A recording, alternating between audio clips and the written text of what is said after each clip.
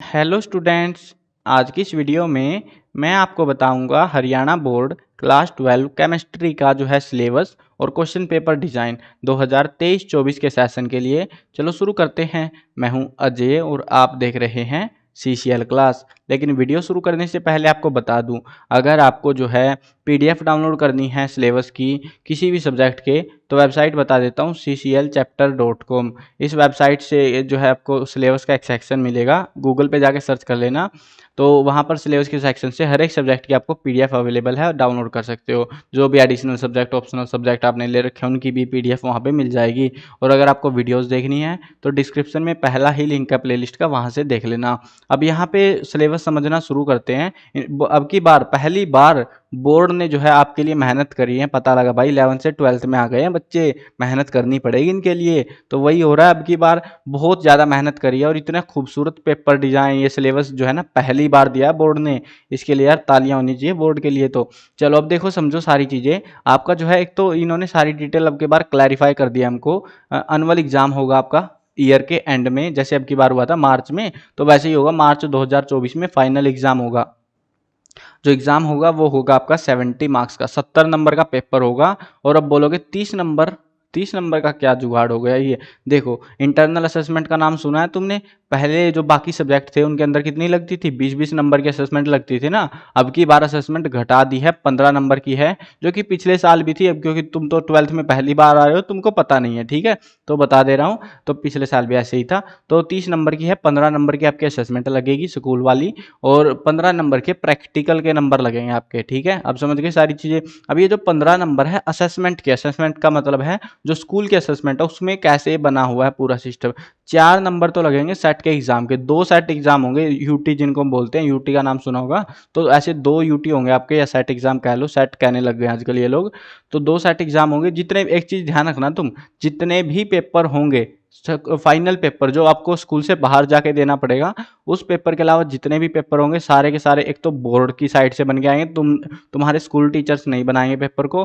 दूसरी बात, हर एक पेपर 2 नंबर का होगा, ठीक है। अब बोलोगे सर 2 नंबर के पेपर में कितने क्वेश्चन पूछ लेंगे? वो देखो, पेपर तो बड़ा आएगा, उसको परसेंटेज वाइज जब बोर्ड के पास हम नंबर भेजेंगे ना स्कूल वाले, तो आपको जो है ना जो मार्क्स रहेंगे, मान लो कि 20 नंबर का एक सेट एग्जाम हुआ आपका, अब आपके नंबर आ गए 10, तो एक्चुअल में उसको जो है परसेंटेज के हिसाब से कैलकुलेट करते हुए 2 बना दिए जाएंगे, और उसका आपको सिर्फ 1 नंबर मिला है, क्योंकि आपने 50% स्कोर किया है। तो इस चीज़ का जरूर ध्यान रखना, अपना स्कोर बेहतर रखना, असेसमेंट के लगेंगे आगे नंबर।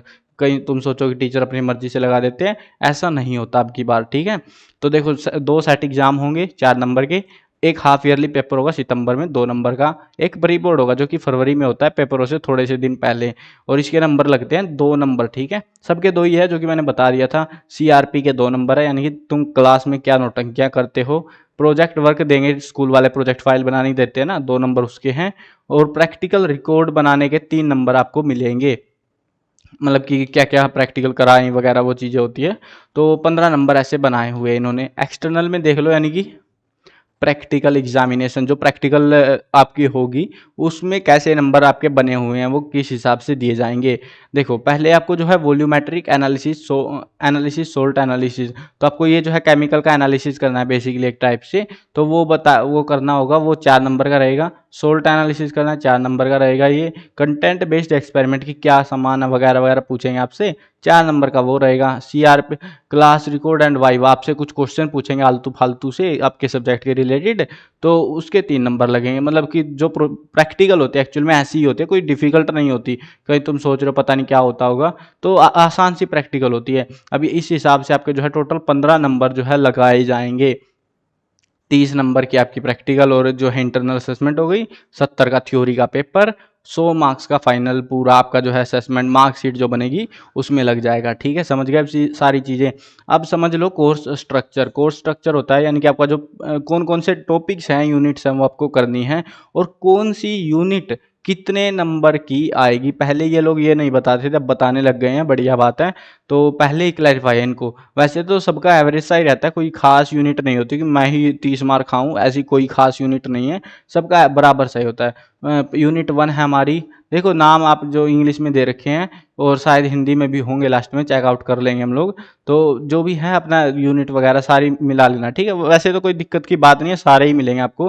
तो इनके मार्क्स देख लो बस, यूनिट वाइज। ये हिंदी वालों का भी सेम नंबर है यूनिट का ये। तो ये 7 नंबर, 7 7 6 8 6 ऐसे करते हुए ये जो है टोटल 10 यूनिट है ना आपके पास में बायोमोलिक्यूल्स तक, 70 नंबर का रहेगा। कोई भी यूनिट यहाँ पे कट नहीं की गई है बीच में से, क्योंकि भाई सिलेबस की छुट्टियां तब तक थी जब तक हमारे जो है कोरोना कोरोना खेल रहे थे, है ना। अब कोरोना वरोना जा चुका है और आपको अब पूरा ही पढ़ना है, ठीक है। वैसे एक चीज़ का जरूर ध्यान रख सकते हो, किताबें अपडेटेड हो चुकी हैं।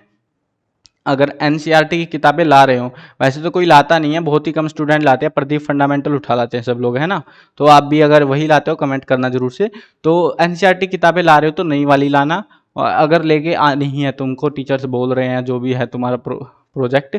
अब यहाँ पे इन्होंने हर एक यूनिट के अंदर, हर एक चैप्टर के अंदर इन्होंने क्लैरिफाई भी करा है कि क्या क्या चीज़ें हैं जो आपकी आएंगी एग्जाम में उनमें से। बाकी तो जो है सिंपल सिंपल एक स्ट्रक्चर अगर बताऊँ ना मैं आपको, प्रीवियस ईयर पेपर्स कर लेना, सबसे आसान यही है जुगाड़ केमिस्ट्री करने का। इससे बढ़िया कुछ जुगाड़ नहीं है, बाकी समझते हुए करना सारे का सारा। अब यहाँ पे जो है प्रैक्टिकल का सिलेबस भी बताया इन्होंने कि प्रैक्टिकल में क्या क्या सिलेबस आपका आएगा, कि क्या क्या चीज़ें आपको प्रिपेयर करनी रहेंगी। प्रिपेरेशन ऑफ लाइफ, ये क्या है, lyophilic and one lyophobic solution, ये स्टार्च, एग एल्यूमिनियम गम। देखो कुछ स्कूलों में तो कराते हैं यार प्रोजेक्ट, कुछ में नहीं कराते। जिनमें नहीं कराते उनका तो बस क्या ही कहूँ मैं भी। अब हमारा स्कूल भी कुछ ऐसा ही था, ठीक ठाक प्रोजेक्ट होते थे, इक्का दुक्का सा हो गया कभी, तो लिखने को ये लोग लिखते रहते हैं ऐसे ही। तो देखो काइनेटिक, केमिकल काइनेटिक के ऊपर भी जो है हमको एक्सपेरिमेंट कराने हैं, टीचर्स को कराने हैं एक्सपेरिमेंट बेसिकली। उसके बेसिस पे आपको जो है फिर बाद में कराए जाएंगे वो, ठीक है ना, मतलब पूछेंगे वो एग्जामिनर्स वगैरह आपसे। तो आगे बढ़ते हैं। अब यहाँ पे जो है इन्वेस्ट इन्वेस्टिगेटरी प्रोजेक्ट, तो यहाँ पे जो क्वेश्चन वगैरह होंगे ना आपसे, इंटरोगेशन मतलब जो क्वेश्चन पूछेंगे आपसे टीचर्स वगैरह, तो वो किस लॉजिक के, किस कंसेप्ट के ऊपर पूछ सकते हैं, वो चीज़ें यहाँ पे इन्होंने दी हैं। बाकी तो यार देखो आसान ही आता है, कुछ किसी को डरने की जरूरत नहीं है, ठीक है। कहीं तुम सोचो, अब यहाँ पे देखो इन्होंने बताया है, हाईलाइट भी कर रखा है सिलेबस के अंदर, कि जून के अंदर आपका जो है गर्मियों की छुट्टियां जब पड़ेंगी, investigatory project should be given during the summer vacation. यहाँ पे जो छानबीन वाला काम है आपका, वो टीचर्स को जून के अंदर, जून का जो महीना छुट्टी रहेगी जब, आपको उस टाइम पे छानबीन करनी है, जो भी प्रोजेक्ट वगैरह देंगे वो उनको उस हिसाब से। सितंबर में होंगे आपके हाफ ईयरली एग्ज़ाम, और उसके बाद में आपके बीच में यूटी चलते रहेंगे, 2 सेट एग्ज़ाम होंगे। जनवरी में रिवीजन स्टार्ट हो जाएगा, फरवरी में प्री बोर्ड होगा आपका, और यही सारा सिस्टम है, ठीक है। अब ज़्यादा मुश्किल नहीं है प्रोजेक्ट आपका। अब बाकी किताब थोड़ी डिफिकल्ट रहती है यार केमिस्ट्री की। अब देखो किताबें कौन कौन सी है, केमिस्ट्री पार्ट 1, केमिस्ट्री पार्ट 2, ये एनसीईआरटी की किताबें इन्होंने एलोकेट कर रखी है। बाकी हम लोग प्रदीप फंडामेंटल उठा लाते हैं ना। चलो उसके अलावा लेबोरेटरी मैनुअल ऑफ केमिस्ट्री, ये भी एनसीईआरटी की है, चाहो तो ये ला सकते हो। ये प्रोजेक्ट फाइल टाइप से की होती है, तो वहाँ से जो आपको प्रैक्टिकल फाइल वगैरह सिखाई जाएगी। बाकी ज़्यादातर स्कूल सिखाते नहीं इस चीज़ को। चलो आगे बढ़ते हैं। अब ये जिनका हिंदी में है उनका भी अपना देख सकते हो, वो भी पीडीएफ के अंदर से, ठीक है ना। सिलेबस और अंकों का अध्यावार विभाजन, तो ये वही है, सेम चीज़ें मैंने सारी की सारी चीज़ें आपको बता दी है। 70 नंबर का पेपर है, 30 की, 15 की असेसमेंट लगेगी, 15 की प्रैक्टिकल है। ये आपकी यूनिटों के नाम है जिनको यूनिट अपनी मैच करनी है। 2 किताबें रहेंगी आपकी, तो वही सेम सिलेबस है, सारे का सारा आपको पढ़ना है। खास तौर पे बस यूनिट 8 का ध्यान रखना है, इसमें एल्डिहाइड कीटोन और कार्बोक्सिलिक एसिड होते हैं, ये सबसे ज़्यादा नंबर की आती है, 11 नंबर की, ठीक है। बाकी जो यूनिट है वो सेम सी रहती है, एक ये यूनिट है। मीन इसमें जो है खासतौर पे फॉर्मूलेज है यार ज़्यादा, मतलब रिएक्शन विएक्शन छापने डायग्राम, तो ये डिफिकल्ट होती है, और एक्चुअल में सबसे ज़्यादा नंबर की इसी को देते हैं लोग, बड़े सियाने पढ़ते हैं लोग भी। चलो बाकी तुम यहाँ से पढ़ सकते हो, फालतू के टॉपिक्स दे रखे हैं कि हाँ ये टॉपिक्स हमको पढ़ने हैं, इन यूनिट्स के अंदर ये चीज़ें हैं, वो वही सारी चीज़ें आपको बताई जाएंगी। अब आगे बढ़ते हैं और आगे देखते हैं, और कुछ अगर कुछ खास दे रखा होगा तो हम चेकआउट कर लेंगे, अगर नहीं दे रखा है तो हम वीडियो ख़त्म कर देंगे ना। तो यहाँ पे आपको प्रैक्टिकल वगैरह, ये छुट्टियाँ वगैरह बता रखे सारी चीज़ें, ये किताबें आपकी। और यहाँ पे ये देखो, ये ज़रूरी था, मैं इसी का इंतज़ार कर रहा था, पता नहीं ऊपर दिया कि नहीं दिया इन्होंने, चलो कोई बात नहीं। अब देखो यहाँ पे क्वेश्चन पेपर डिजाइन, ठीक है। क्वेश्चन पेपर डिजाइन होता है कि आपका जो क्वेश्चन पेपर है ना फाइनल एग्जाम का, वो कैसा रहने वाला है। उसके अंदर जो है 18 क्वेश्चन आएंगे एक एक नंबर के, जिसमें 14 तो एमसीक्यू आएंगे और 4 अभिकथन कारण प्रश्न आएंगे। ये असर्शन रीजनिंग बेस्ड क्वेश्चंस होते हैं जो कि थोड़े से मुश्किल होते हैं, इसमें लॉजिक्स पूछे जाते हैं क्वेश्चंस के। ये पहले पहले सीबीएसई में आया करते थे, अभी इसी साल 2023 के अंदर से सिलेबस में ऐड किया है इन्होंने इस लॉजिक को। मतलब लॉजिकल क्वेश्चन आते नहीं थे पहले एग्जाम में, अब आने लगेंगे, ठीक है। इसमें आपको अपने मन से जो भी कुछ है वो बना के कुछ करना पड़ेगा, तो वो उस टाइप के क्वेश्चन है। 4 नंबर के रहेंगे, कोई ज़्यादा नंबर नहीं है इनका। अब आगे बढ़ेंगे, 2-2 नंबर के 7 क्वेश्चन आएंगे और 14 नंबर देंगे वो आपको। अब वैसे 3 नंबर के जो है 5 क्वेश्चन आएंगे, 4 नंबर के 2 क्वेश्चन आएंगे। यहाँ पे लिख भी रखा है इन्होंने, केस स्टडी आएगी 4-4 नंबरों में। कहीं तुम सोचो पता नहीं क्या देंगे, केस स्टडी देंगे इनको, ठीक है ना। अब जो है 5 अंक में के जो है 3 क्वेश्चन आएंगे, 15 नंबर यहाँ पे होंगे। और आंतरिक विकल्प सभी प्रश्नों में दिए जाएंगे, यानी कि आपको टोटल 6 क्वेश्चन दिए जाएंगे, 1 और 2 ऐसे करके, या तो ये वाला कर लो या ये वाला। फिर जो है दूसरा क्वेश्चन देखो तो 3 और 4 ऐसे करके, ये वाला कर लो या ये वाला, ऐसे कर करके आपको 3 क्वेश्चन दिए जाएंगे और तीनों में ऑप्शन रहेंगे। ज़्यादा सुविधा के लिए आप प्रीवियस ईयर पेपर्स देख सकते हो, आपको ज़्यादा आइडिया लग जाएगा इस चीज़ का कि कैसे मैं बोल रहा हूँ, कैसे क्वेश्चन देंगे वो आपको, ठीक है ना। और प्रीवियस ईयर क्वेश्चंस जरूर ट्राई करना, प्रीवियस ईयर पेपर्स वेबसाइट पे मैंने अब अवेलेबल करा रखे हैं cclchapter.com पे, 2017 से अवेलेबल है वहाँ पे।